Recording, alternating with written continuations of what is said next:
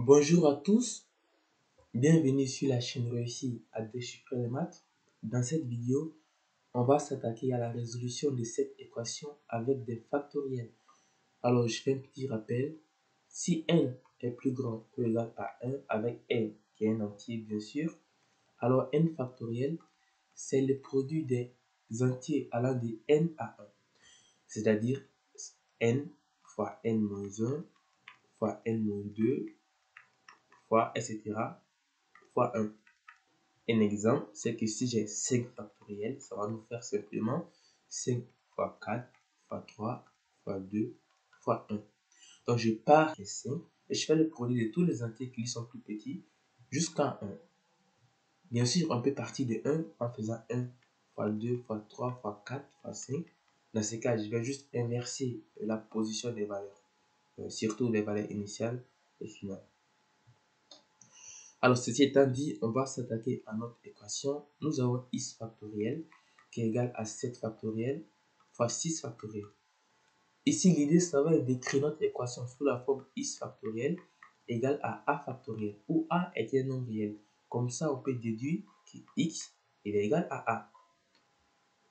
Alors, donc, on a x factoriel qui est égal à 7 factoriel fois 6 factoriel. On va essayer d'écrire ces factoriels de manière plus explicite. On a donc x factoriel qui est égal 7 factoriel, c'est 7 fois 6 fois 5 fois 4 fois 3 fois 2 fois 1. Maintenant, fois 6 factoriel qui est lui-même égal à 6 fois 5 fois 4 fois 3 fois 2 fois 1. Maintenant, étant donné qu'on veut écrire notre équation sous la forme x factoriel égale à a factoriel, cela sous-entend que ce produit qui est là, il faut le transformer pour faire sortir de lui une factorielle. Alors, c'est ce qu'on va faire. On a donc x factoriel qui est égal. Alors, ce qu'il faut savoir, c'est que le produit il est commutatif, c'est-à-dire 5 fois 4 fois 3 fois 2, c'est la même chose que 5 fois 3 fois 2 fois 4. C'est aussi la même chose que 4 fois 2 fois 3 fois 5. Je vais m'intéresser à ces 5 et à ces 2. 5 fois 2, ça fait 10 fois. Maintenant, c'est 6 qui est là.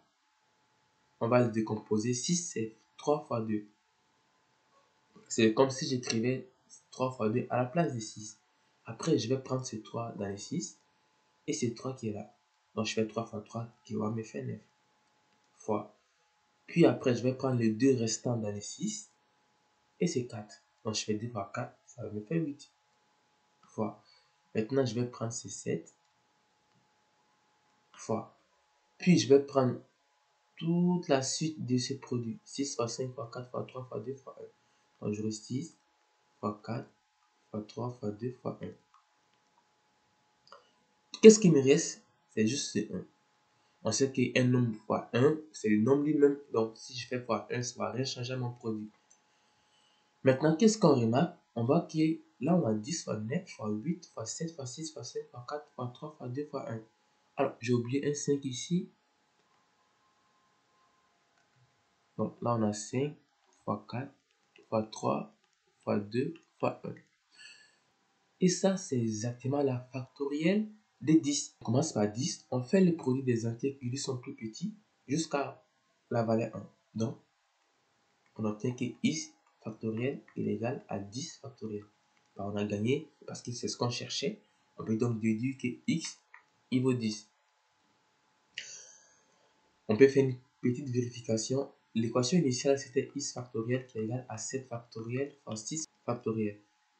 Maintenant, si je remplace les x par 10, on aura 10 factoriel. Est-ce qu'on a réellement que 10 factoriel, il est égal à 7 factoriel fois 6 factoriel?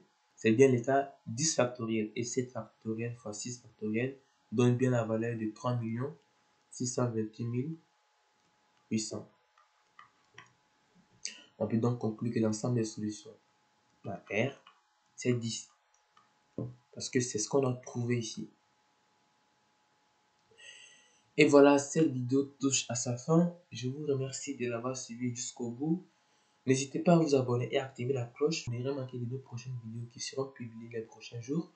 Je vous invite à laisser un pouce bleu si la vidéo vous a plu et à laisser vos remarques en commentaire. En attendant, je vous dis à très bientôt.